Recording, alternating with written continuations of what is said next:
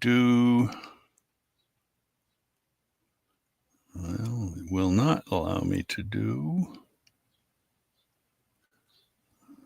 where, no, that's not it. I don't know why. My Firefox does not seem to appear. I'm using Chromium as the core of my running of the meeting. And today just does not seem to show my Firefox. So let me do that. Click, and now it's available. Here we go.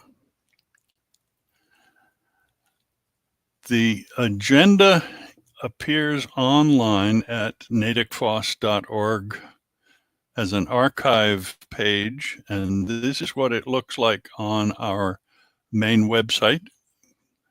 The server is hosted by the BLU group. Thank you, Jerry, very much for that. But typically I share this version during the meeting because it's a little easier to read, and I can control the clicks on the links along the way, giving us a chance to see things that we talk about as you or someone else chimes in with a topic. Would it benefit you, Raven, to see the introductory slide talk? I don't know. If it's something I could just look at on YouTube, that would be great. Is on. It's actually a site that is run by Dick Miller and Jill Miller for their Miller Microcomputing. That's where that copy exists. It is listed on the web page version of the site. If you go to this page at NatickFOSS.org, the archive file, you will see it listed right at the top of that page. It becomes part of each of the ensuing months as we add them to the agenda. So yeah, I did see the link earlier. I didn't have time to go and look at it right now. That's no problem. Yeah. But we'll try to keep that available going forward as we get into the August and September and further on. That stays a link that's accessible. So if you have questions once you've taken a look at it, we'll be happy to deal with them as things move forward. How's that sound, Raven? That sounds great. Thanks. You're very welcome. Okay, back to my shared screen here, and this one. We have a series of topics that we try to cover each month: FOSS news, history, software, hardware, internet security, artificial intelligence, and generic fun. If other topics come up during the meeting, we try to add them to the archive page that gets put up on the official archive. They won't appear here during the meeting, of course. But some of it is beginner-oriented. Some of it turns out to be a little more technical. I hope that works for everybody. Okay, our first link is about a project management component that is called the FAIR package manager. It allows for better system stability for the WordPress open source project, and the Linux Foundation is an organization where the founder of Linux, the original author, is employed. Linux Foundation also has a mixed reputation as a host for some projects, but this is a nice piece of news that the Fair Package Manager project allows the ecosystem of WordPress to share contributions of open source software for everybody to use. If you're not familiar with WordPress, it is actually the content management system of record for almost, I think, a third or more of the internet. So tons and tons of web pages are built using WordPress as their core. So anything that's WordPress is significant in the open source world for sure. And Kubuntu says that they are going to drop the X11 Xorg window management tool in favor of the newer Wayland setup as of 2510, which means October of this year, 25 being the year marker in the label and 10 being the October date, with Kubuntu and all other canonical projects built around Ubuntu use that date system of April and October for releases.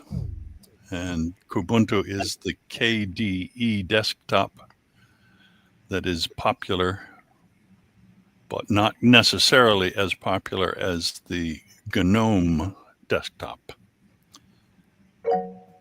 Okay, I hear a request for hand going up, and that is Bob, I see. Yeah, I'd also like to mention that Raven Red Panda has said that she also wants to speak, but the thing about KDE and this dropping of Wayland in favor of Xorg, don't get too scared if you're using mainstream Ubuntu. KDE tends to be leading edge. Announcements of this sort tend to be spectacular, but it is useful to know that we are moving towards more stable components of software, and Wayland seems to be the next step. X11 has grown quite old as we get into 2025. So, Raven, you wanted to ask a question. Yeah, I'm sorry if this is going backwards just a little bit, but that link that you showed me, I went to download it or click on it, and it is asking me, should I open it with LibreOffice or save file? I'm never sure quite what to say to that.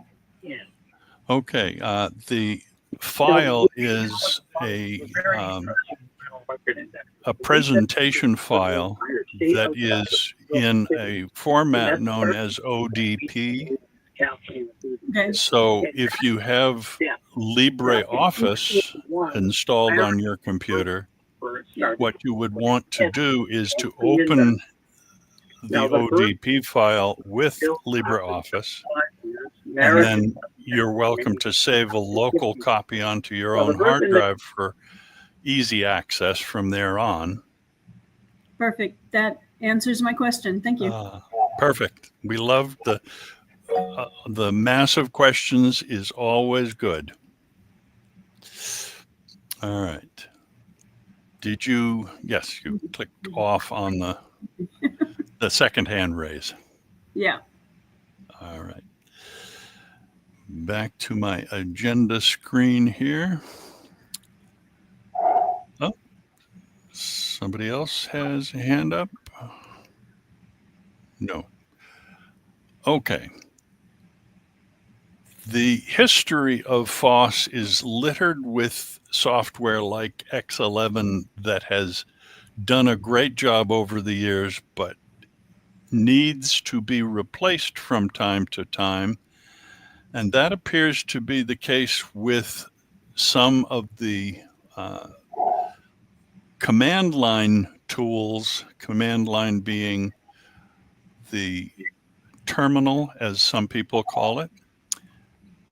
There is an article here from NatickFOSS, one of our many good sources of information for these meetings, that says that the tools that are part of this group, including one that I use all the time called SCP, means secure copy from one part of a computer to another computer without having it be accessible to intermediate people on the web. A secure copy goes from my desktop to our server whenever I update that archive file.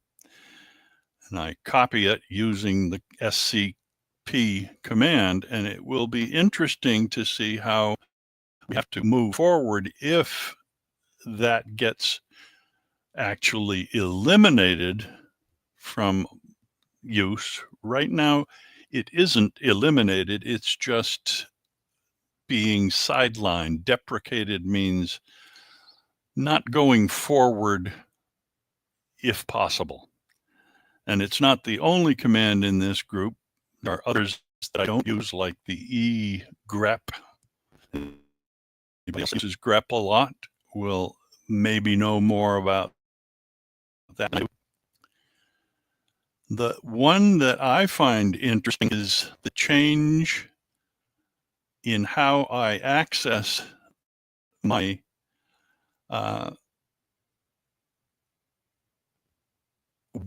my web settings. I like to know my IP number, and ifconfig is what has traditionally been used to reveal that. Now, I can't quickly show my terminal window without resharing as a full screen, so let me just point out that ifconfig is going to be replaced with something that is part of the newer command called IP. I don't know how soon these things are going to disappear, but ARP, root, IP tunnel, nameF, they're all part of this combination of small tools called the net tools, which apparently are not even being included in some Linux installs. We call them distributions, but when you install Linux that's called Kubuntu or Ubuntu or any of the others, Red Hat, you would normally get this net tools group. And if they're eliminated, that is when you lose standard command line tools that some of us have become used to using. I wouldn't worry about today, but it's good to know that you might have trouble if you move from one install to another, because it might catch you off guard that those tools are not available. Any comments or questions on this?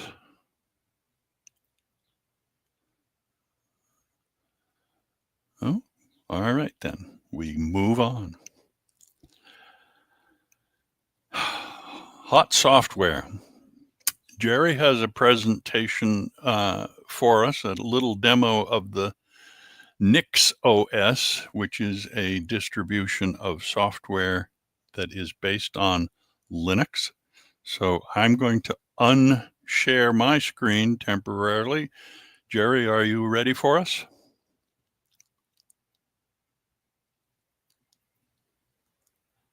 Yeah. Okay. Let me It's go and share yours my then. screen.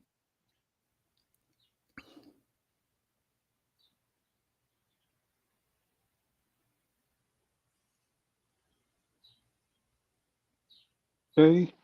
NixOS is part of the Nix infrastructure. And it's based on, everything is based on declaratives. And you see a little bit of it there. And it's essentially, I would say, not for the beginner, but it's a pretty decent Linux distribution. I've only been using it for a couple of days, and I was planning to put it on earlier. I never did because all my home directory is on an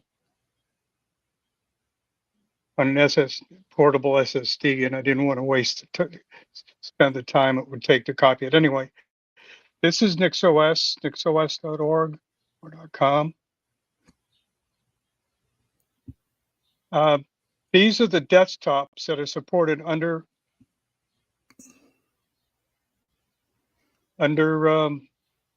NixOS. Again, the main ones: GNOME, KDE Plasma, XFCE, Cinnamon, Mate, i3. You can also have none. You can just do it as a desktop with a command line, what some people do, especially if they're doing a server level. And I found it's pretty good. You really have to learn its configuration language. I'll show you configuration. I got to put on my glasses to see it. Okay.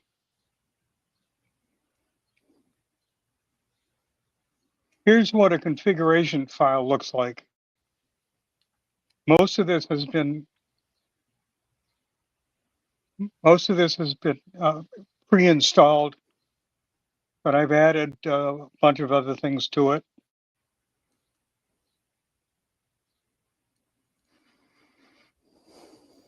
You notice right here, I'm starting to put on LiveVirt, which is the sets up the local virtualization, and I still haven't got that working.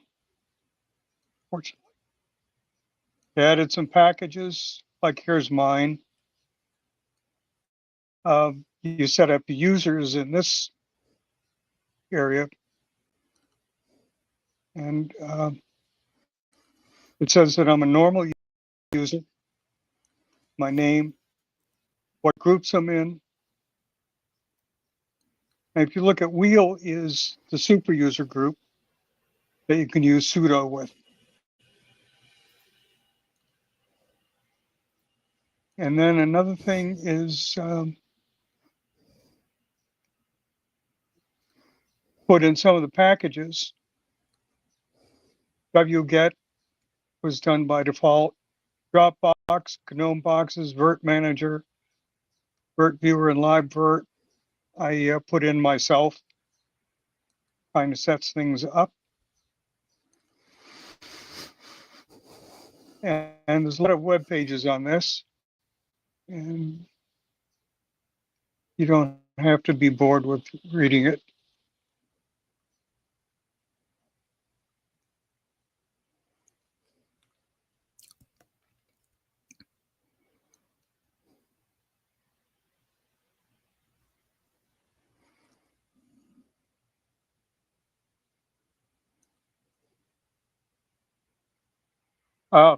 If you want to look at more about Nix and the Nix system, Nix is really a package manager. We presented it last December at the BLU meeting by Zachary. And Zach actually now uses Arch Linux, but he's really excited about Nix. And so this was a two-part meeting in December and January. And the videos are available online for it. And I have one more. There we go, the download. The download page looks like this.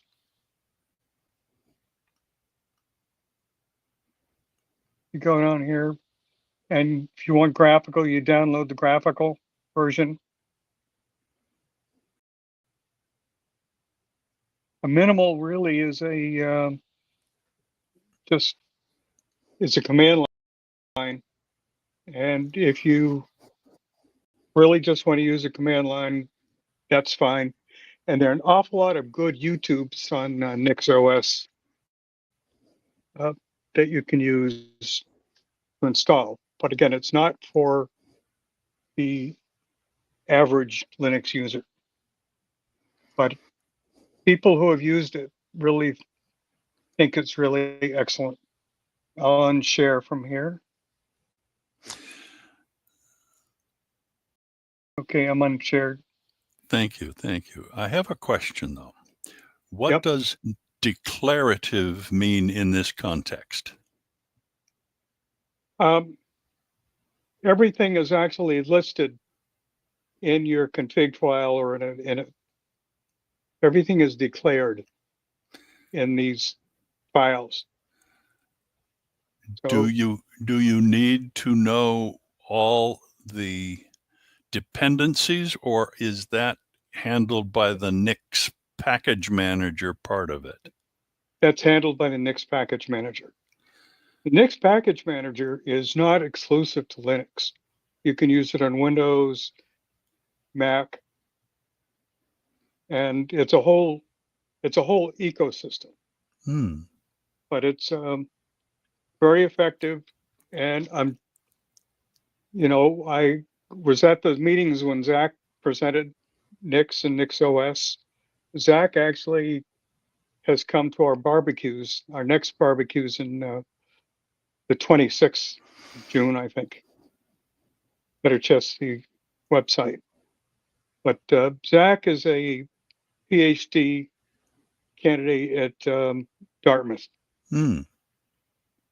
So, and I did that. And then our last presentation of Haystack, MIT Haystack, Violet said she also switched to NixOS. Unfortunately, when you change something in your config file, does it rebuild your system or just add to your system? you do a rebuild. Okay. And in some cases you have to reboot.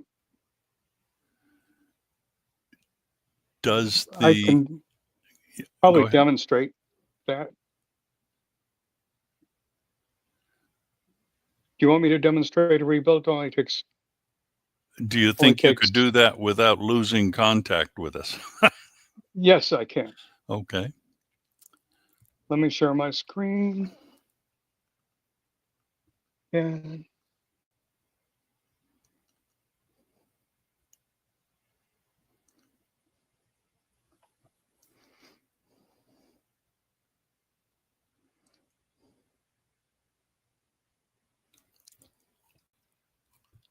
are you seeing my your terminal? Yep. My terminal? Good.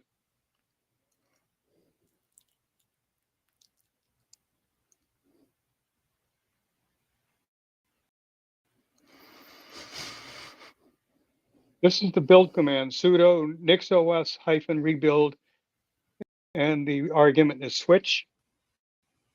Here we go.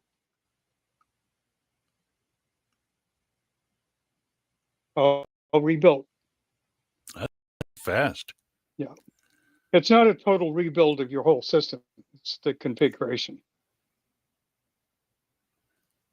So when an update to software happens, does that happen as part of another rebuild, or is the update done differently?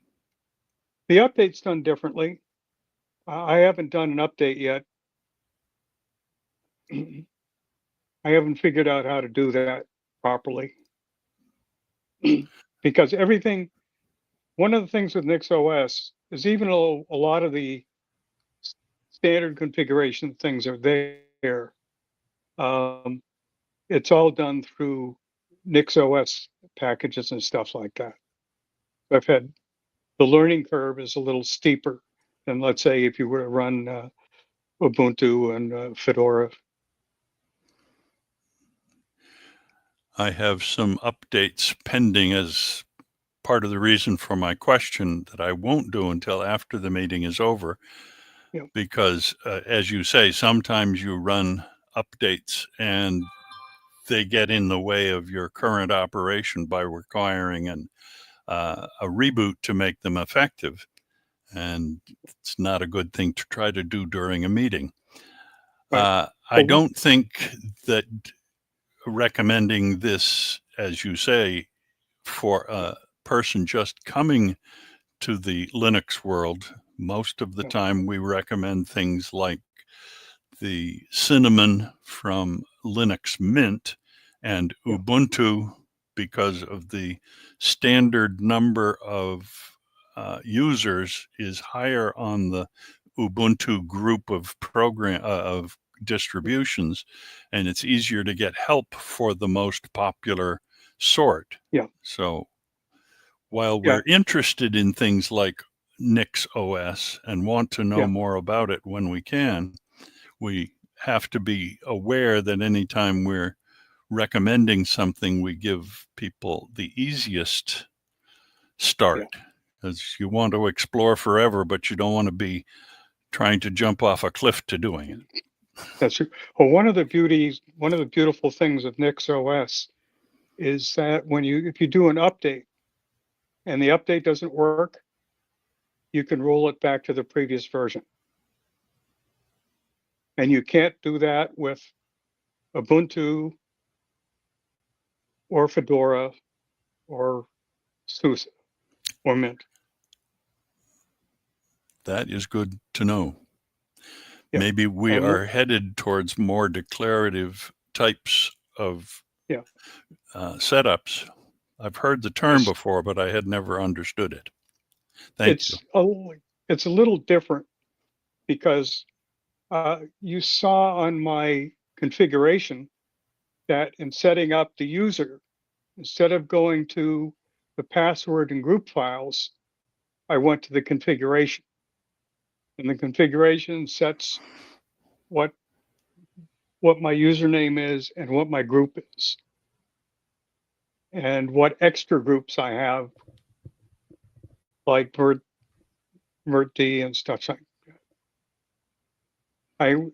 The reason I had virtual on that is I actually wanted to run the beginning of an install, but for some reason, I'm getting an error when I try to run GNOME boxes,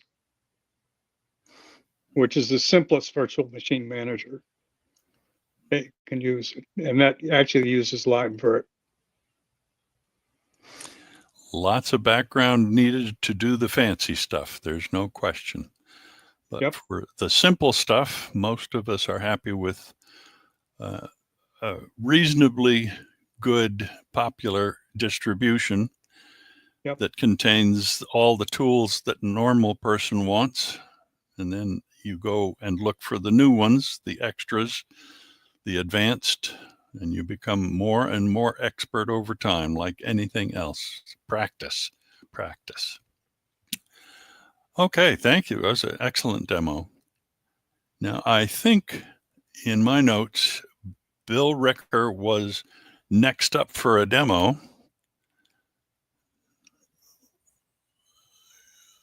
If I look over to the screen you guys cannot see. What was I scheduled for? You were going to talk to us about using Make to compile a C program.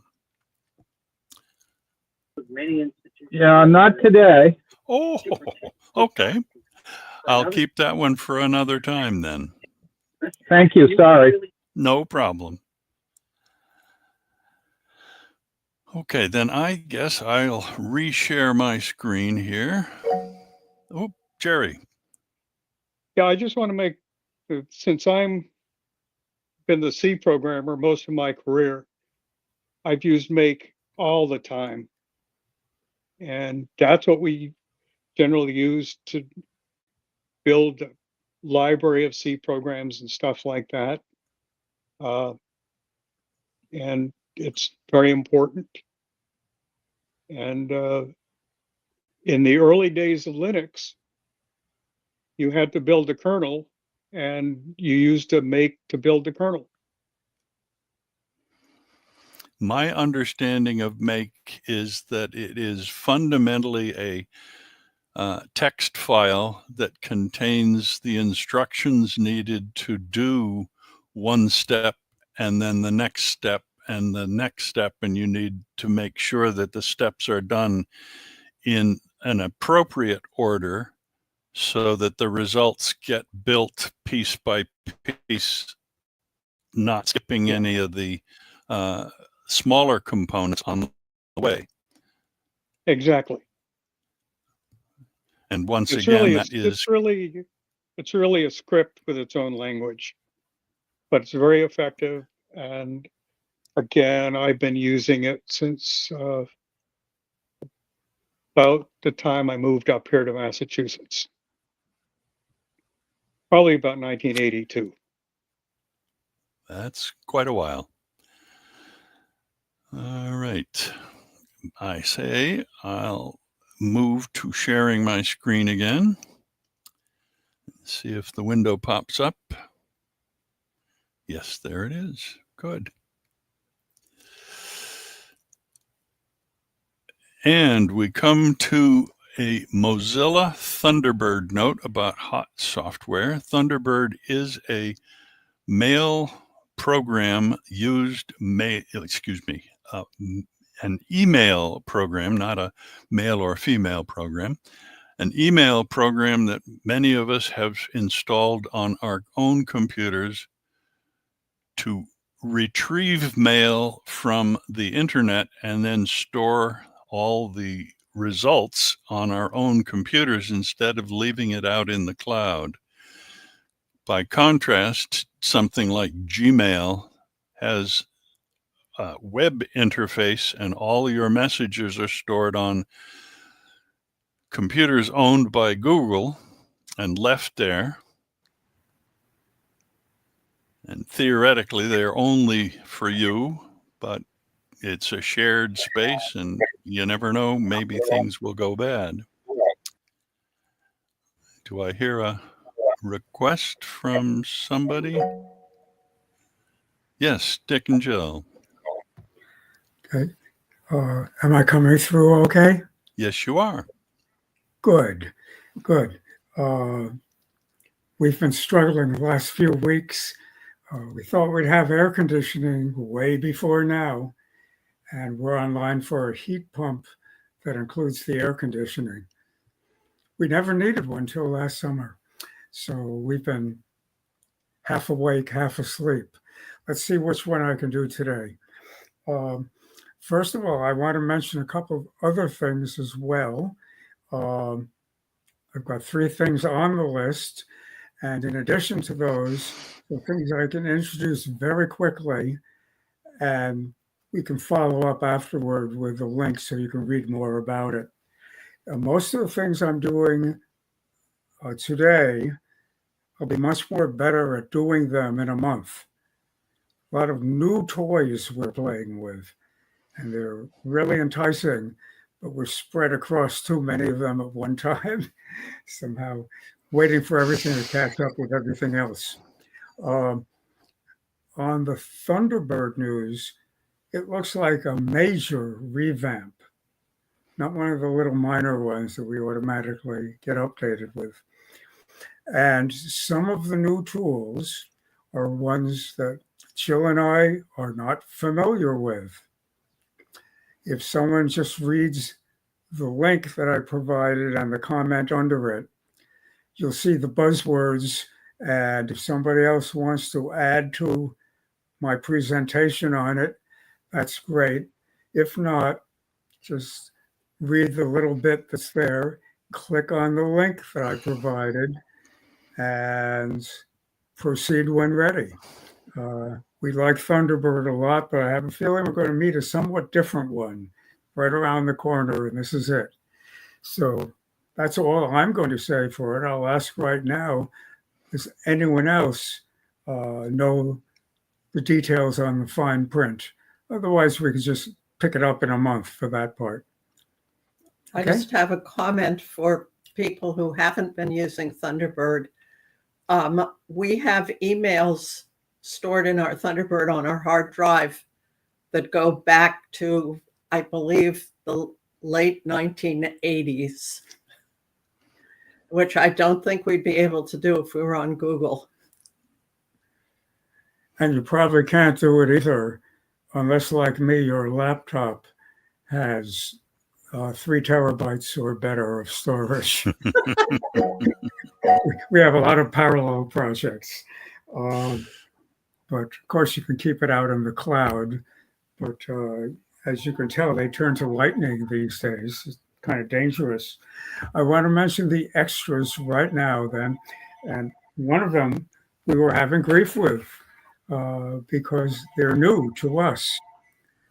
These are the best earbuds and probably the best headphones I've ever put on.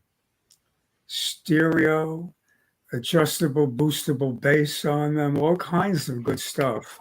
But they just sound wonderful. And the case lasts quite a while. It's about twice as big as some cases. But inside it, he said, wow, come on, you can do this. There it is. It smiles back at you when you turn it on, and I smiles was back. holding mine up before, so I Oh, could see. so it's lit up now? Good. One of mine is lit up. They can be quite smiley. You'll have a full touchpad, well, almost a full touchpad at your disposal. This, I'll use one at a time. This lower part goes behind your ear. This part sits in your ear, and this is the touchpad. Once you learn how to do it, you're swiping for volume adjusts, you're tapping once, twice, 3 times, tap and hold, different things that make it go. And they're all available on prompt. I'm still adjusting to this, but boy, do they sound good. I'm talking about things like classical music, and I can hear that. My hearing is no longer very good. These do work as hearing aids, not the world's best for that, but they have a built-in mic on each one of the 2. And if you're interested, if you'd like a really good set of earbuds, we have at least one spare pair here if someone wants to just come pick it up in Natick. But if you're willing to do the work of placing an eBay order and waiting a week or less, would you believe $7 per pair, including $7.50. shipping? This is a mind blower. It sounds that good. So that will vary according to different people. But I didn't think I'd be an easy case, and they are working well for me. As a hearing aid, they're working well enough in many situations. If they have noise cancellation, all kinds of good things.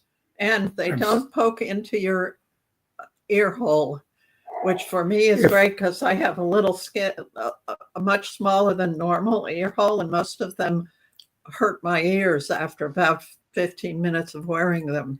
If you wanted to try them, I'd let you try mine. They go only into the ear, but from on the ear, inside, there's a little speaker and various other things. And Lift a little higher, Dick. There you go. What? Lift it higher. Sorry. There you go. Inside this is the speaker, and it just sits on your ear, doesn't go in. If you came to my house to see if you were interested, I'd let you borrow mine. I just wipe them off and they're clean for you. I wipe them off after they're clean for me. They do not go in the ear, and they don't have to have one of those 3 earbud fittings that fits perfectly. It doesn't have one. It just fits outside the ear and works that well. This is a mind blower. So if you have a problem or you just want to hear better music or whatever, $7? Got to be kidding. Wonderful stuff going on this week. He said, what brand link, says Jerry. I'll come back to them now or next month if people wish and if we have time. Jerry would today. like to know what the brand is. I want to say something about these and another topic later, and that is brand has nearly no meaning. These are made in one of many factories in one town. And hi, Raven, I guess we'll meet you soon. And send us a message and we'll send you one back with address and all that. They come from a factory. There's, I think, at least 10 factories I can identify in the same town in China. And I think these are coming from there.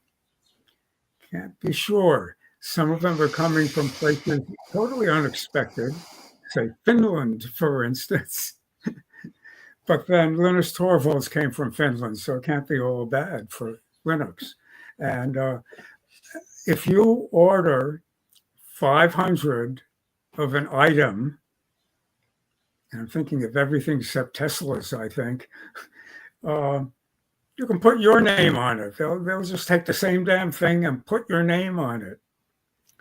So what you need to know is the model number, except some of the places don't have ones quite as good as this. But if they just give them the same model number and their company name or their vendor name in between, they ride on the coattails of the one that's working well.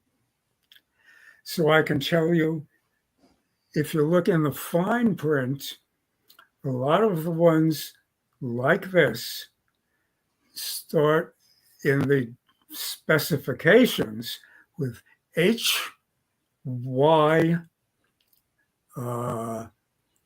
Is this the...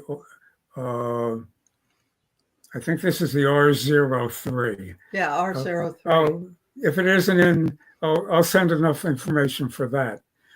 But you've got to find a vendor who wants to sell it cheap.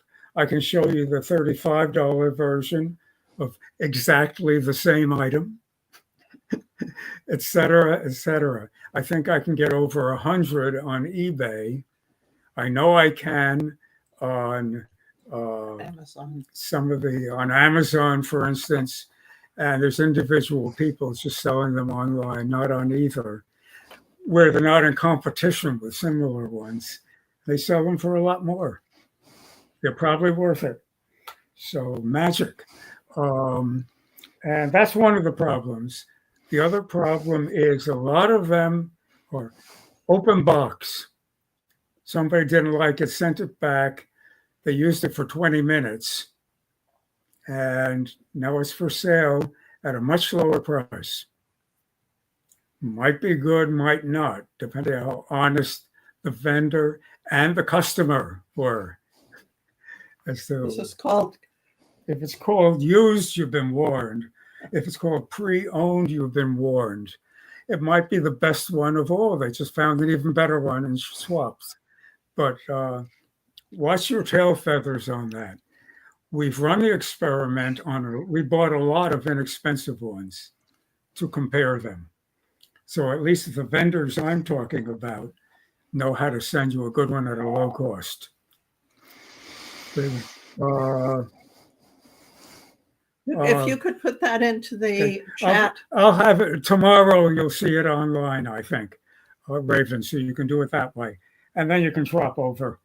If you've got a pencil, we are at 61 lake, shore, and road.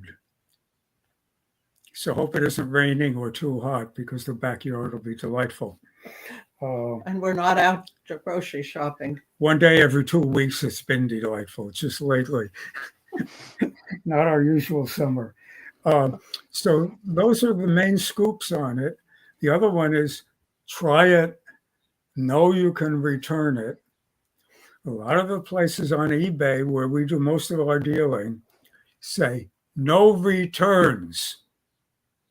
That's okay. If it's sold under the eBay policy, you're covered. They won't be covering it, eBay will.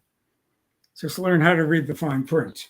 And that goes for a lot of things. So I'll leave it at that for this wonderful one. I want to mention one I'll send along also after. I have a slideshow for my desktop wallpaper. I rotate through different ones. I just added a new one, and it's an old 2016 picture of Linus Torvalds, who brings us Linux. And it's the perfect picture of him. I just saw it in a video, and I said, oh my God, if I had just a giant printout of the word Linux looking like it's made out of blocks of something, it would be in his hands. He'd be holding it up. It'd be the perfect backdrop. I'll have it available for you 2 ways, my way and without my filling it in with other stuff, so you can fill it in with your other stuff. Algot, you may find a couple of good ways to use this on this program.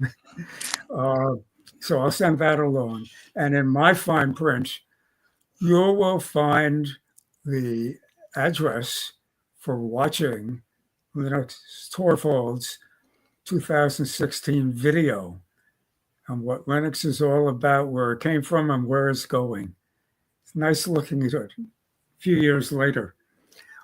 So that's the second extra one. And if I remember the third extra one, I'll tell you later. That's so much for my one presentation out of 3.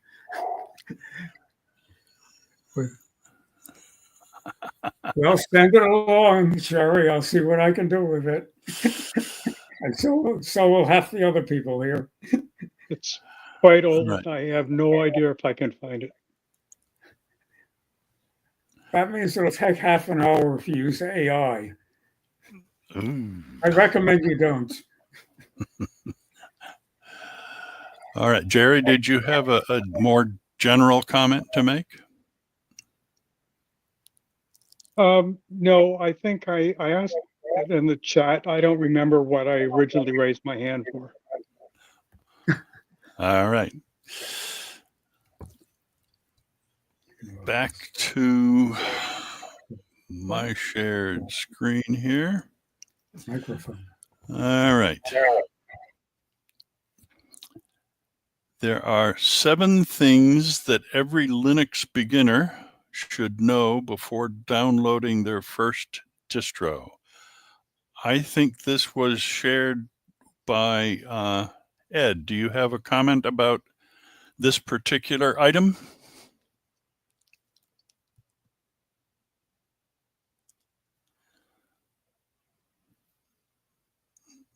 Okay. No particular comment. Just some articles that I found. And anybody in the group who's brand new to Linux, I thought it was, kind of informative. Okay. I'll quickly click the link. Sometimes we have sources of information that are dominated by advertising. This thing over here in the right that just popped up, and that is the reason that we put the little ad warnings in. Thank you for doing it. It also means that sometimes the ads overrun the middle of the screen, and that's even worse.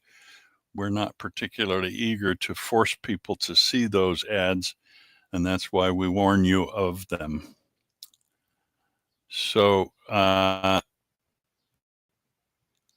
if you're going to go from Windows or Mac, these things will help you along your way to becoming a Linux expert. You don't start out a Linux expert. I don't think anybody does, except possibly for Linus Torvalds himself, the author of the original Linux kernel. One of the things that warns people away from Linux is the use of the terminal. A lot of us have mentioned that today. Jerry showed us his, and I use mine for a lot of daily tasks because it is optional, and for me it works. But you're not stuck using it with most modern distributions, and that's worth realizing. You can get into Linux, you can begin. This is the advice we gave earlier. Stick with a distribution that a lot of other people use. Among the group here, GNOME has been a favorite as part of either the Fedora Red Hat or the canonical version of Ubuntu and Linux Mint. Those are main distributions that we recommend people start with. If you become eager, you can go and look at all sorts of distributions and become a gamer or a content creator or a lot of other things that you may wish to do, but don't expect to do those right at the beginning. And certainly not in the same exact way that you did if you were a Windows user or used Mac OS. There are other comments here that are worth making note of, and I'll leave you the chance to read further about them. Okay. Fedora Linux, which is one of the distributions lots of people use, it is ending support for the master boot record partitioned disks using UEFI, and that terminology is a thing that you need to worry about at some level. Is this a reason, by the way, that Jerry, you considered changing because of this? No, I don't use MBR anymore. MBR is ancient. It's really where your boot record is the first block on a disk. EFI has been around now for 25 years or something like that. UEFI is a more modern update of EFI. But EFI is really a more generic type of bootloader. Thank you. A lot of these articles are things we need to be aware of, but not necessarily to panic about. And we put them in here because somebody in our group of contributors has decided that it interested them enough to put it on our list. And we mention it. Sometimes we go into more details and sometimes we don't. So here are two of the links that you can follow that are on the online archive page when you get the chance. We mentioned that Google is responsible for Gmail. It is also responsible for the mapping of the world. At some level, Google Maps has been a major positive for people driving to work and knowing that there's a construction zone and things like that, but it's not always the best choice, particularly if you are interested in not having your travels tracked by Google. CoMaps is an alternative that does not track you in the traditional sense and also can be used offline. I have not used it, but I thought it was interesting to note that those kinds of things are available, even if they're not open source in all cases. I believe CoMaps is open source, but it's available for you to install on your travel device, your smartphone. I heard a hand go up. It was Jerry. Yeah, I remembered what I wanted to mention back a while back in terms of email, going back to what Jill said. Google does allow almost unlimited storage for your mail, but Particularly to understand. We don't worry about that announcement, in other words. Okay, thanks, Jerry. If you have enough email, probably Dick and Joe would be paying for it if they weren't storing it on their own. I just got used to pulling my email down so long ago, I decided not to switch to something like Gmail for my storage. And I'm very happy with Thunderbird. It's not the only email client that's out there, but it is a good one. And as Dick pointed out, we may be seeing some changes as time moves on with new features. I don't use the compose key all that much, but when I do, I'm happy that it's available. I use the computer key on my laptop that looks like a Windows key, because this was originally a Windows computer. It's a Toshiba from several years back that I converted from Windows to Linux, as a lot of us have done.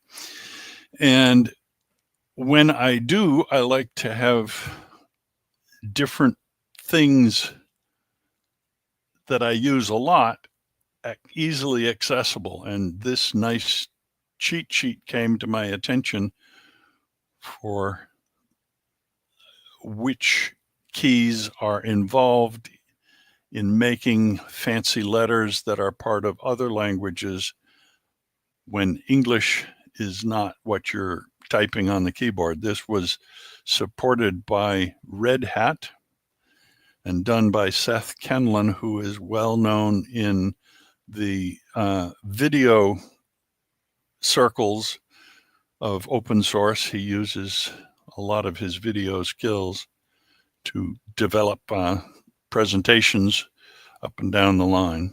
So if you have interest, this might be a useful tool for you. I have collected the ones I use as a page on my own website, but this is more generic and a little more complete than mine. Okay. Anybody else use the compose key in their writing to get those accented letters on foreign names like Jose? I didn't want that. I heard a voice. The hand. Oh, there it is, Dick and Jill. Yeah, we don't use them ourselves, but we have a couple of clients who do translations and use them a lot. But they've been doing there's another way to do it that requires like 4 or 5 keystrokes, and this looks like they will love it. Yes, this is a little bit faster. And for the common ones, it's going to make the keyboarding part of doing your typing much, much easier. Yeah, it's for, let me see, French, German, Danish, Swedish and Norwegian. What, no Esperanto? I Just suspect fluent this in cheat sheet Esperanto. will be perfect for that translator. Perfect. Thank you. Actually, I have a couple. Oh, Joe, am I still on? Yes, I have a couple of dedicated keys on my keyboards. You do? Yeah. Okay. All right.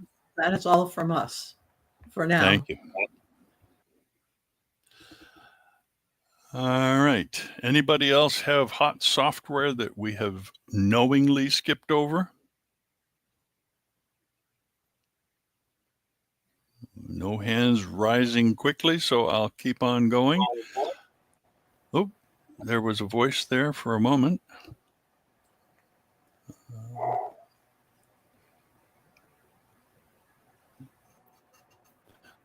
All right. Hot hardware. Should you buy a cheap digital projector in 2024? Yes. Dick presented this to us or suggested this to us. I think I hear his voice in the background. Am I coming through? Yes, you are. Good. Another incredible deal. We love deals, and some of you do too. Digital projectors. Let me start on the outside. They were $1,000 to $3,000 for a decent one until a couple of years ago. The market has introduced a hell of a lot of them under $100. As I said with the earbuds, you don't know which brand name is which. A lot of them are the same one with different names. The item I'll show you first. This is a digital Let me projector. put us, You can hook in your computer and other good things.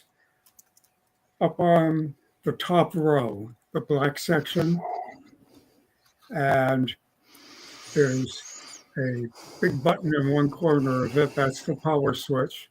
And you plug the power in down here, and one or another signals, or no signal at all, because this one works wirelessly.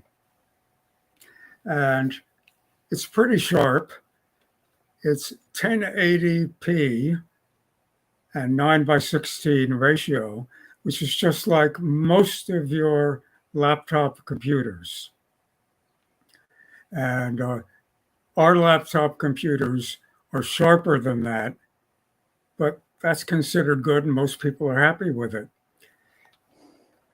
I bought this open box special.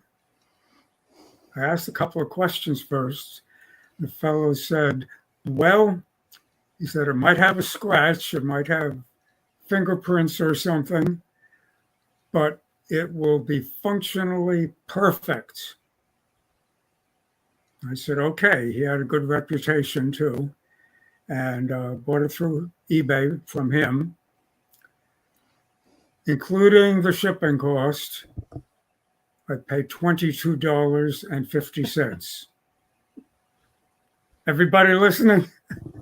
Now, why the hell would you want one? My first thought is, if it's as good as they say, I'll never want a TV set again. I can get more better TV for free on my laptop than I can on my TV with a subscription I pay for every month. and it has built-in Netflix and YouTube. And this show right now, all those things are on tap. So wouldn't that be interesting? Second thought, we're not as young as we used to be. The thought of lying down in bed and watching a movie on the ceiling over us is remarkably attractive on some days. And Does it work or doesn't it? Well, it works at your 40, 50, or 60-inch screen size in daylight. It works at night.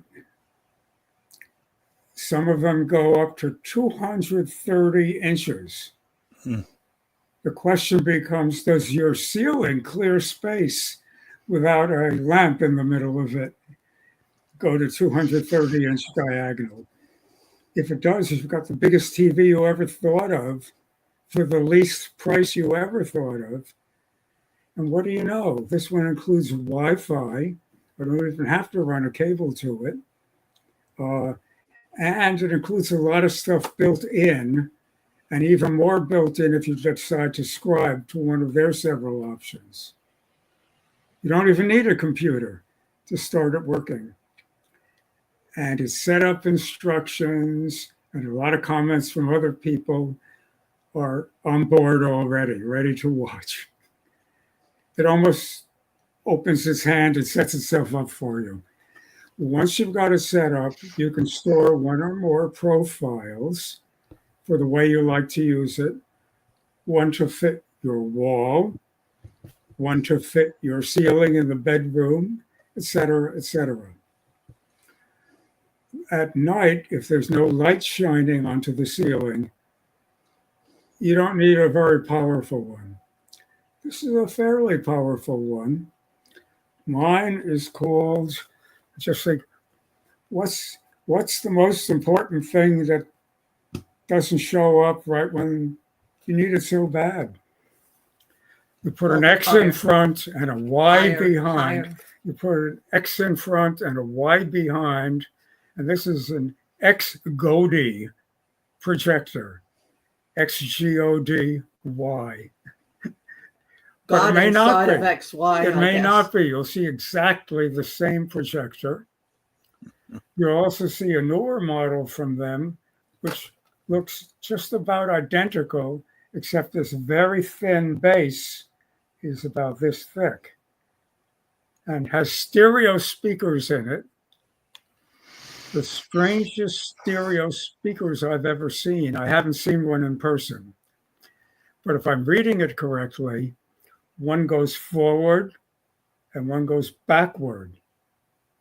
Now, this is sitting on a table or a shelf or the floor or something, maybe in front of you, maybe behind you, maybe alongside you. So I'm not quite sure what a front and a back stereo speaker do. Maybe it works. Another mystery I haven't solved yet. But this is one good one. It has a manual focus for incredible sharp focusing. Then it'll set itself up You have to automatically. hold it up so you can see it in the picture here. And its profile will set you back to it. It automatically can change that very distorted rectangle up on the angle you shined up on the ceiling and auto-correct it. What do they call it? Keystoning? You can set a button to auto-correct it. Just as it comes on, it just fixes it. Or you can say that button to leave it alone, do what's set in the profile, and for your normal place, it's all set even better.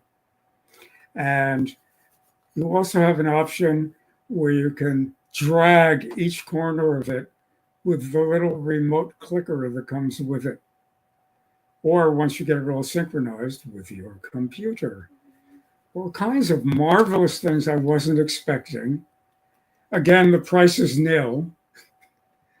And we have one TV set down from two, and they can all take our computer and show it big. As of last week. As of next week, I expect what we used to call big ain't nothing.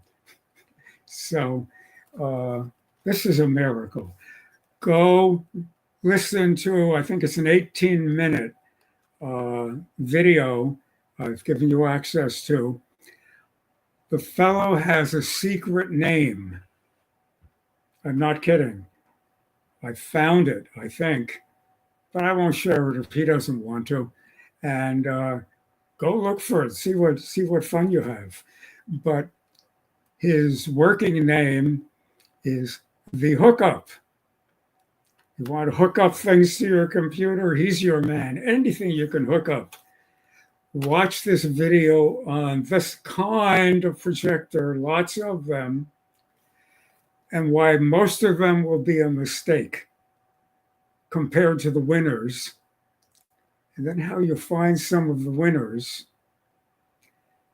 That video is only half a year old. And there's so much more out there now. But it'll give you the tips, the clues, the warnings. I think he's wonderful. We want him in our group. Do you have the other one with you?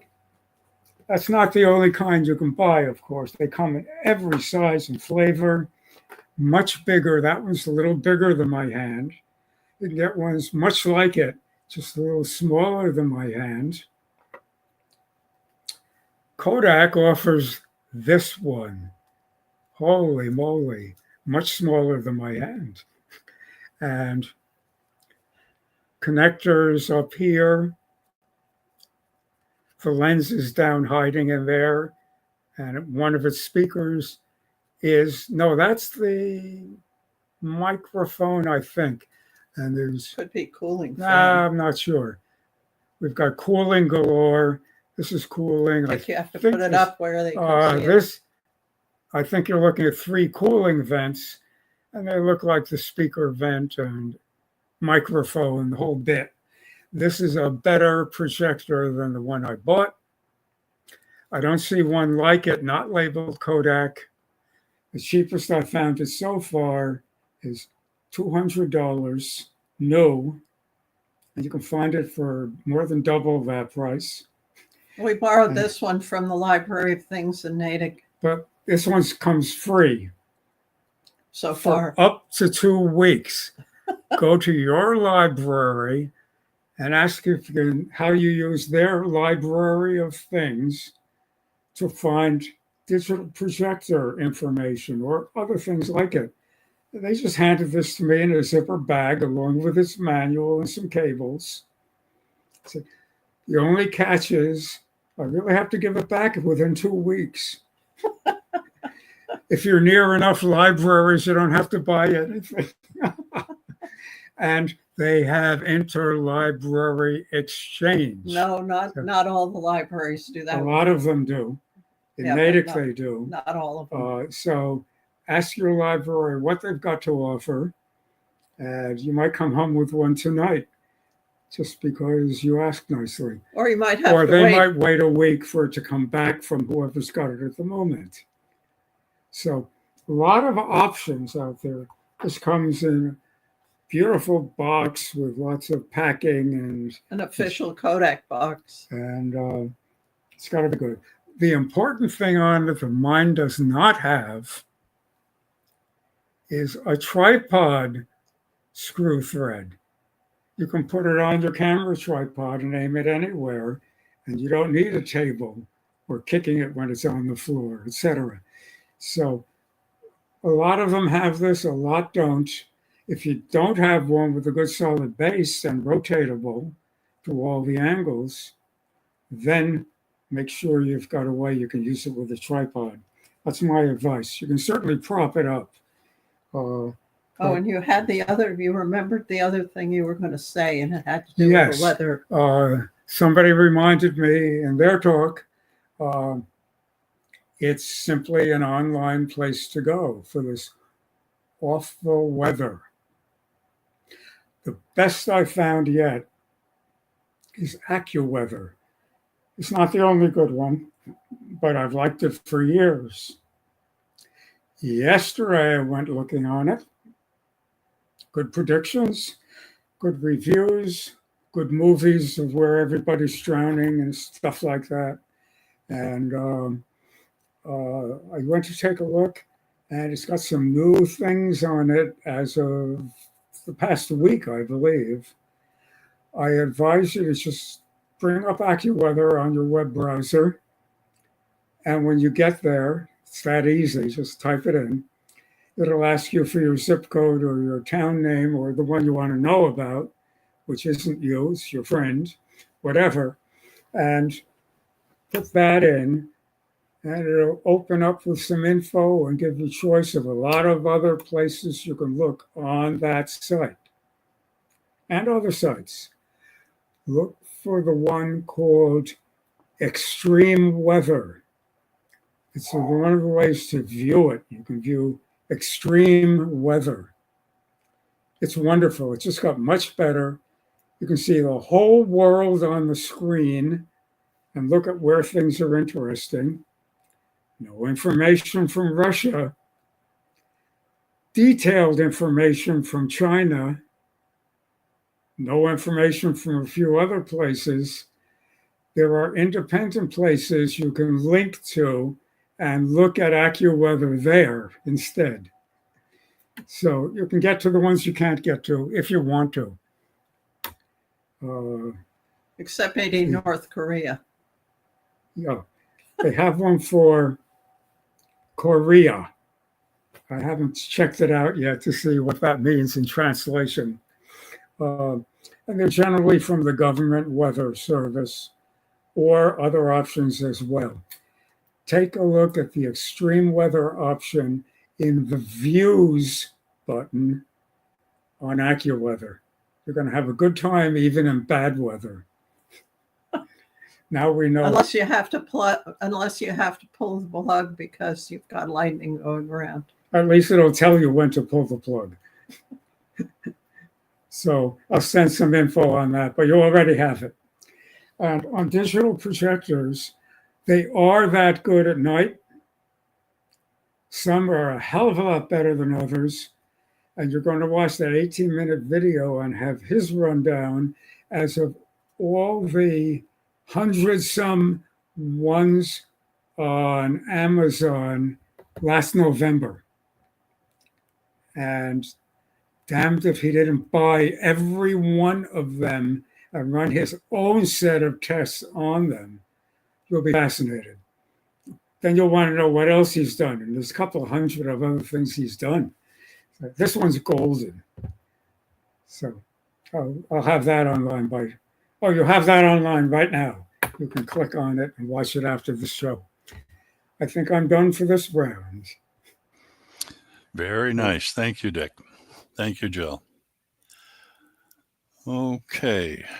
Cleaning electronic ports is a piece of information that comes from a group called iFixit that sells tools that make it easy to fix your own electronic devices. Not everybody knows how to do it, so they also publish these kinds of guides. And I think you might be interested if you are a person who wants to get into hardware maintenance. A lot of computers are put aside or trashed way before they can be said to be dead. And even then, if you follow the guides that these iFixit people provide, you can resurrect a lot of things that would otherwise be a pain. I have a USB 3 port on the bottom of my cell phone, which I have trouble plugging in for a charge occasionally. And it turns out that I get a little bit of junk that falls into this corner of mine right here. And following the directions here, how to do the USB port, I was able to clear that out, and my charger now works perfectly every time. So if you run into that kind of situation, I recommend checking these sorts of information out. I hear a hand raise, and it's Bob. Yeah, I just posted as you were speaking the exact same thing about the phone port. And I have my own preferred methods, some of which are safe and some of which are less safe, but it's an old phone, so I'm willing to risk using a metal implement. I have found over time that plastic works reasonably well from something like a credit card cut down. You get a lot of those gift cards, the ones that people send instead of presents.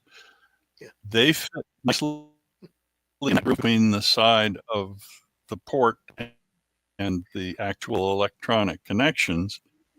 And plastic is pretty good. And if I cut down to a little diagonal point like that, I can scoot that in, and does a good job of cleaning or loosening, and then a shot of canned air or something to shoot back out. Yeah, If you use metal. Yeah, you're risking damaging things. And you can even short things. But yes, I have a toolkit that comes from a different company, but it's like the iFixit big toolkit. And it has a plastic pick, which would do the same thing. Yep, that sort of thing. Only mine's a bigger kit, but yeah. This one's compact. Yeah. And so there is a plastic pick in there too. Mm-hmm. I found that the plastic pick that these guys provide was a little too narrow, and I needed something more robust. So I took the concept and applied it with that credit card cut down, and it worked perfectly. Anyway, the guides, I think, are the key there. They make it seem reasonable to do the work without having panic over what is safe and what is not safe. Okay, and finally, I'm going to leave this for everybody to take a look at on their own, the robotic urinal. I won't go into showing pictures of urinals on this broadcast. There was a hand coming up there. Jill. Yeah, on the cleaning the ports thing, I have a little attachment that attaches to my vacuum hose that takes it down to a little thing that's about thumbnail size with bristles on the around it. Would just sucking at it help do that kind of cleaning, or does it need to be actually scraped, loosened up? The phone you're seeing in the image right now is the one I pulled out of my breast pocket of my shirt, and that's the reason that I get clogs. Stuff falls down into that when I'm walking around or when I'm eating, and if it's gooey at all, it tends to stick. So I've found that I need a little bit more oomph than a brush bristle, though I've seen images that using a brush, a toothbrush that you've cast aside from mouth use, going at it that way can do some benefit, but I needed a stiffer but not thick implement in this particular case. So yeah. For further comments? Go ahead, Dick. Okay. First one, Algot, there's an alternate solution to that problem. Turn your phone over in your pocket. I have done that. The problem is there used to be on my old phone other things that were at the top which were more damageable. And when it fell out of my pocket, I hurt more phones that way than I do now with it inverted. Then my second suggestion is a bad one. Do not keep it the way you're keeping it, but walk on your hands. Won't work. Excellent advice. And here, when we clean the connectors, we use water. Alcohol is even better, but I'm really looking forward to trying port.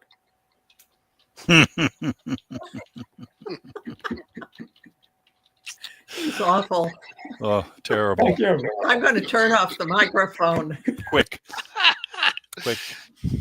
Yeah, just one thing I'd like to say with regard to Joe's suggestion. I have stuff that gets into my port that literally turns into compacted clay. Stop won't using just- that stuff. Well, it comes from my field work outdoors. Oh, okay. Well, the solution may not always be obvious, but occasionally things do work that you hear from people like us or elsewhere. And that's why we meet, and we're glad to share. Okay, hot internet finally. Not finally, but it's taking a while to get here. PNG is an image format common to the web these days. It's a very efficient format, but it is getting a significant update that will be pushed into browsers over time, including animating PNGs, which was not a thing that was common for a long time.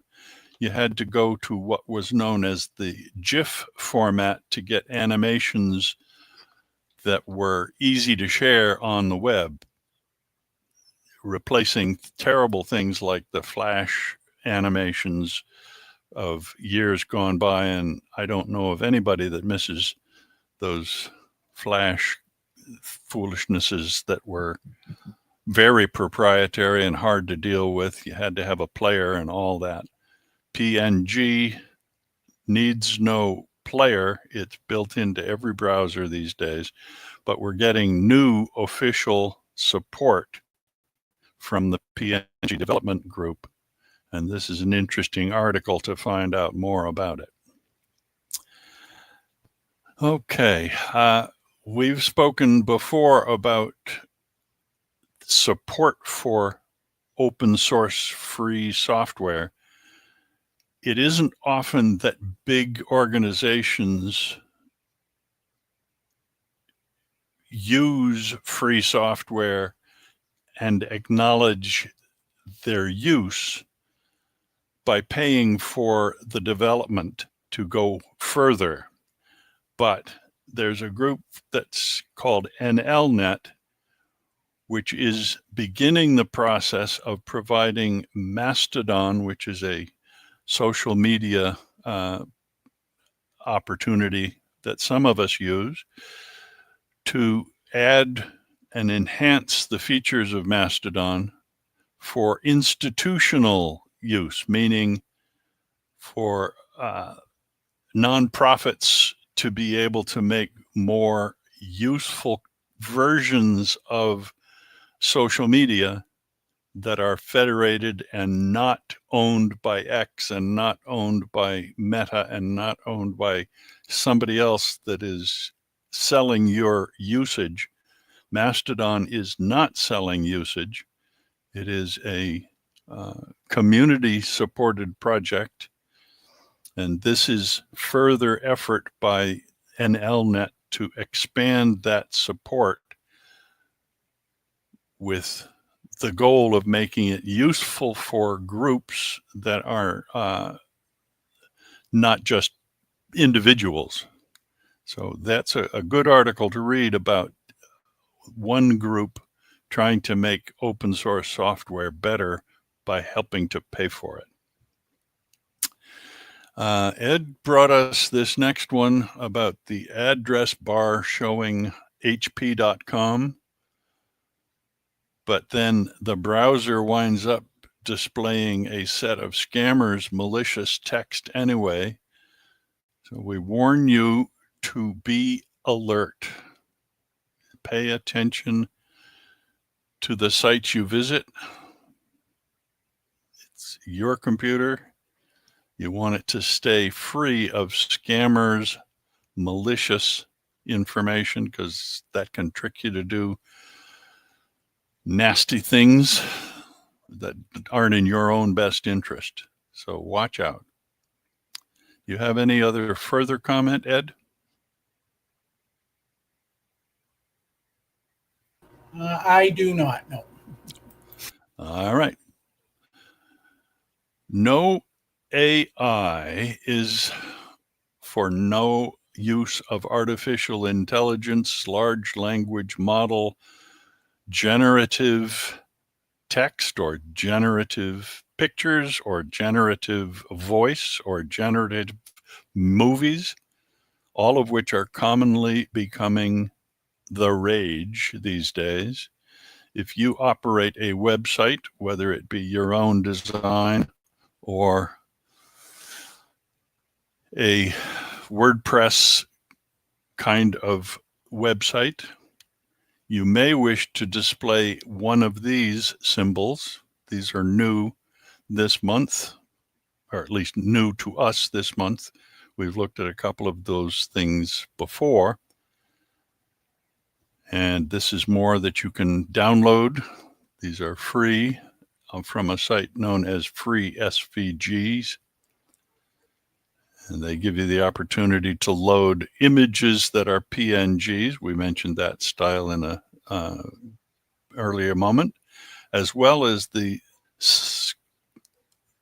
scalable vector graphic format, which can be used with programs like Inkscape to produce versions that are exactly the size you need, avoiding any of the pixelation problems that using one of the PNG versions might cause you.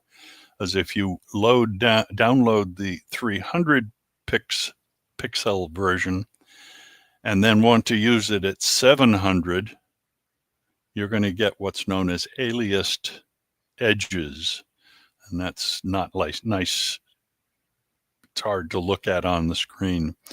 So we recommend those of us that do Inkscape work downloading it in the scalable vector graphic format and producing your own version of it as a ping the size you need. Okay. Yes, I hear a voice, a hand raised. Jill, Dick? Dick, you reminded me, thank you, of Photox. Mm-hmm. I forgot to mention up above, you already have a link to the home base for by far my favorite image editing and image collection program, FOTOCX.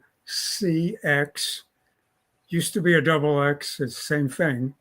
And somebody brought out, I think, a dirty movie channel that sounded like that one. So it's even harder to spell it now. It's very good, and this is a major update. And like everything else this week, they all hit at the same time. Next week, I'll know more about the details. But there's a good write-up. And what I did discover is the initial place you land when you go there is a big scrolling tutorial on everything it's got, with video demos on how you do some of the things, comparisons of different ways to do the same thing, a super program, and I think the tutorial right up front is just better than ever. You can look at that now. You've got the link. Thank you. I forgot to mention that as we passed by their earlier set. Sorry about that. Okay, here we go. Mastodon updates its terms to prohibit AI model training on its own server. That's good. I hope it works.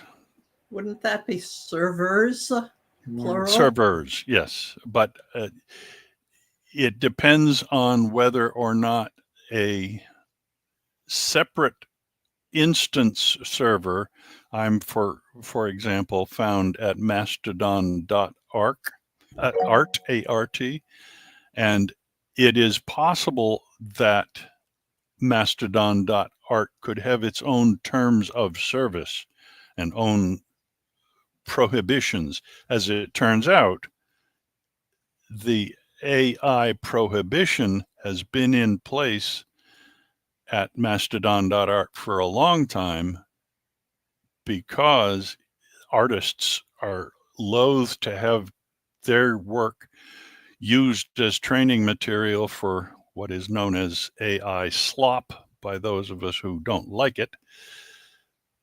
Whatever you get made by an generative AI program will have no soul in it, no personal development of all the skills from the background of life that pour into an artist's work.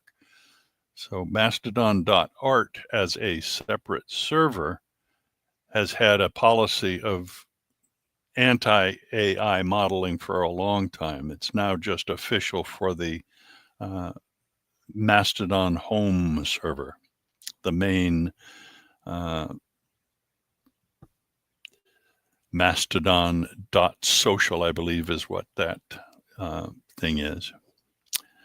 And I heard a hand up, but I must have gone past it or already dealt with it.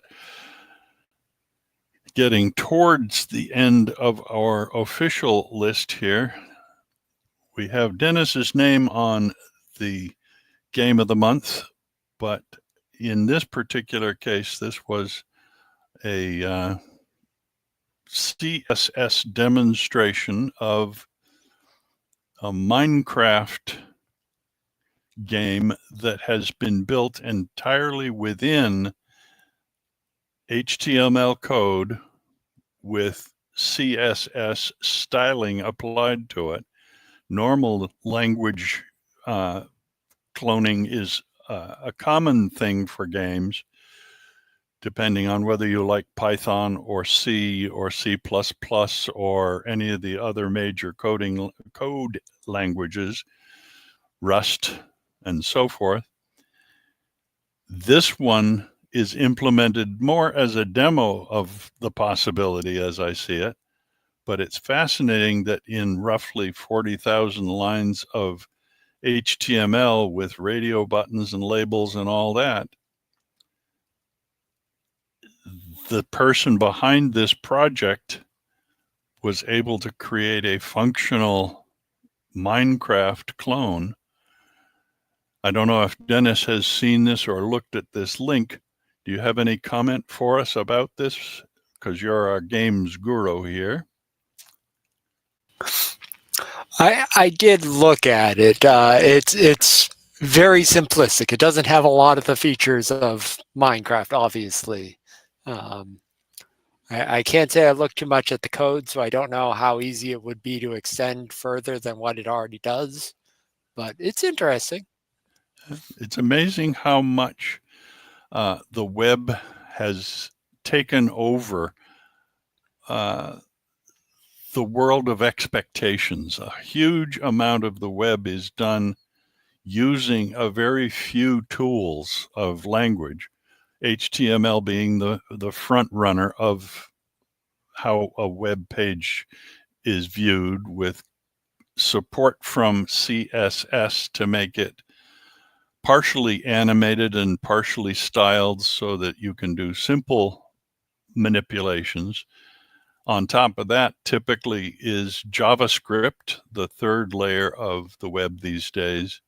And many of you may be aware of the games like Wordle, a puzzle game that's produced now by the New York Times set of games. That entire game is a JavaScript generated game and was originally open source before the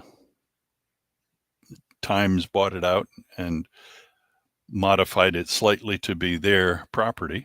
They paid $2 million to an open source developer to buy his code. Quite a good deal for him. And they don't charge you to play it, so in many ways it retains a little bit of its original free flavor, although I don't think the code is quite as accessible as it once was. Though the web has many features that are good. We talk a lot about the features that we don't like when Google tracks our everyday travels. I don't know that Chrome, the browser, or Firefox or Chromium are all free of tracking. And probably some of us are being tracked a little bit as we watch one another talk. But hope that Jitsi is not open to much manipulation from the outside. It is a tool that we use instead of Microsoft Teams. A lot of people would balk if we tried to do that. And the commercial tool that Jitsi replaces, somebody's going to have to remind me the name of it. Not. You mean Zoom? Zoom. Yes, that's it. I'm not fast enough to say Zoom out of my own head. I'm sorry. We are using Jitsi because it's not Zoom, and it doesn't cost us anything to have meetings of this size. We use the Zoom, the Jitsi server at jit.si, and they offer open access to unsecured rooms without requiring organizations like ours to pay for the service.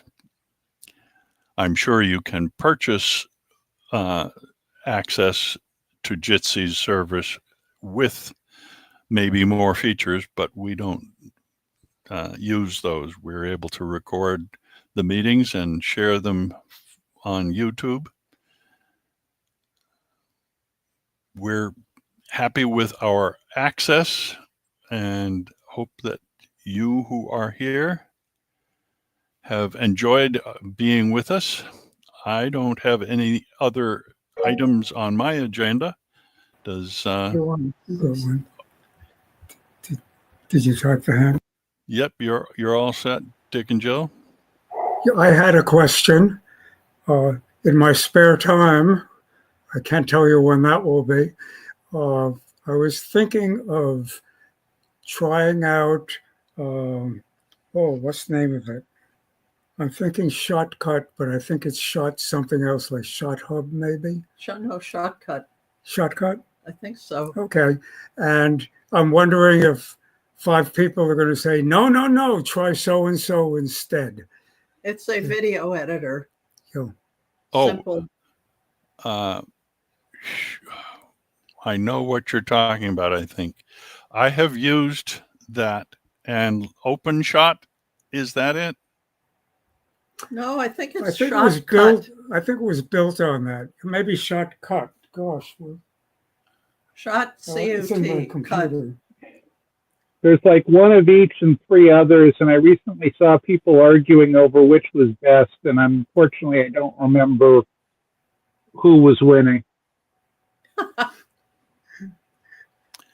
No strong feelings against it or for something else. That's got to be FOSS, got to run on Linux Mint. That's pretty much a given. Bob?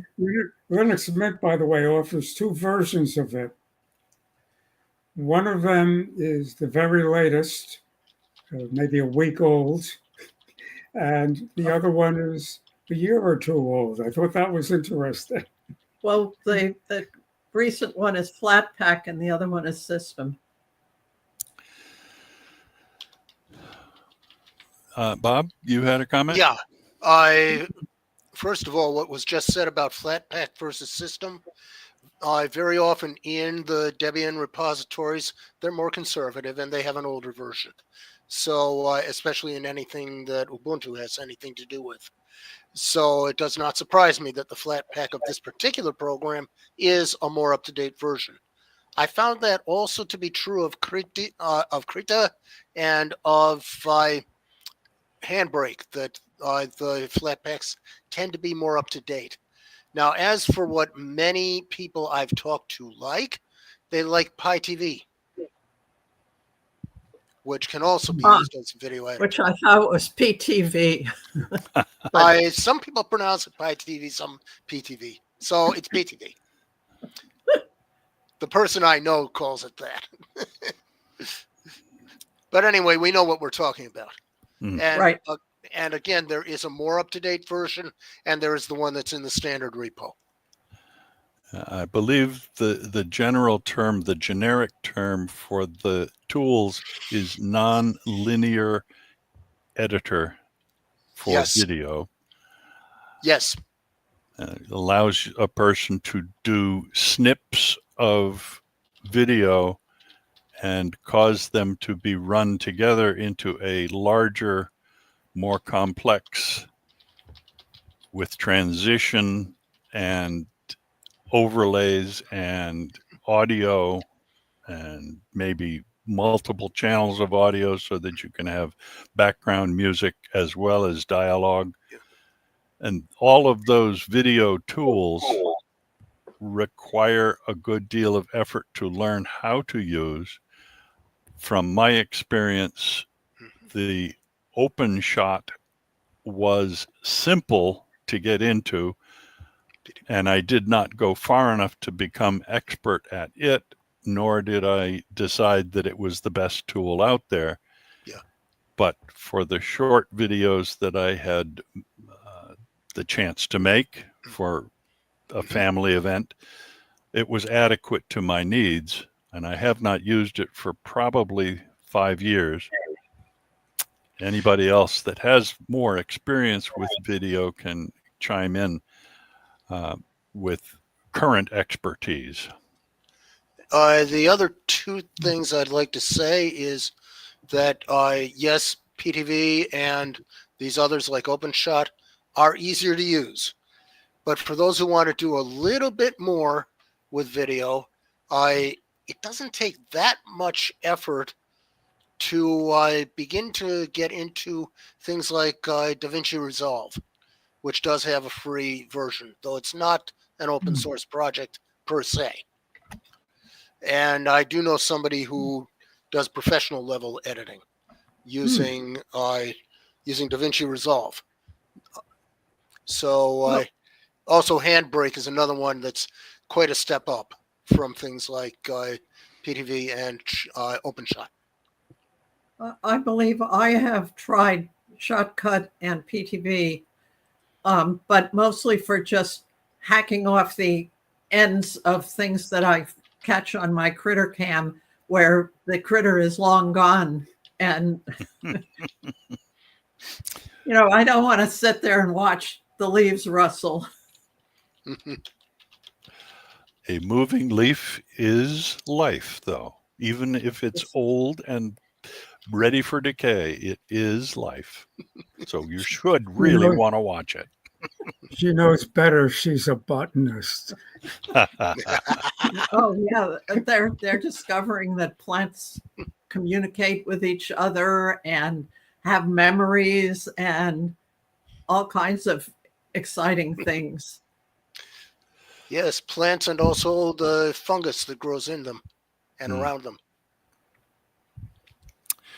And many times people have said that the human body, as well as all the animal bodies of the world, are merely vehicles to carry the bacteria around that makes the world go. Yep, and your gut talks to your brain via the bacteria in your gut. We are strange conglomerate creatures. And well, my my friends and new acquaintances, I thank you for joining this meeting. And there's only one thing left on the agenda. Oh, Raven, yes. As I was sitting here, I was beginning to realize that I've been part of the reason for doing this was I'm looking at replacing my laptop. But then the way things happened, I think my laptop's going to last a little longer, but I don't really use it as a laptop anymore. I mean, it's been pretty stationary in my house now since I moved to Massachusetts 3 years ago. I'm actually thinking about getting an old-fashioned desktop. And I'm just off the top of my head, anybody have any recommendations for a good desktop to buy that either already has Linux on it or can be easily wiped to put Linux on it? Bob, you have, I've been using Intel Nook for loading Linux on a small footprint desktop because each generation they specified one of them as being certified for Linux. Say something. Could you put the name of that computer in the chat so I can see? You're a little muffled. Sure. Thanks. And Yeah. for what it's worth, we have some older desktops. Could certainly put Linux on them. Some of them may have it on them. Haven't looked at them for a few years.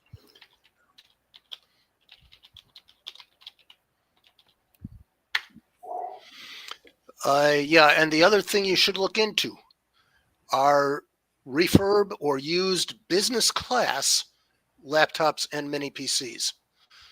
Those often will offer good value, but they were made of quality components, and sometimes the components are more replaceable or upgradable because they were business class. Look for things that originally had a pro operating system.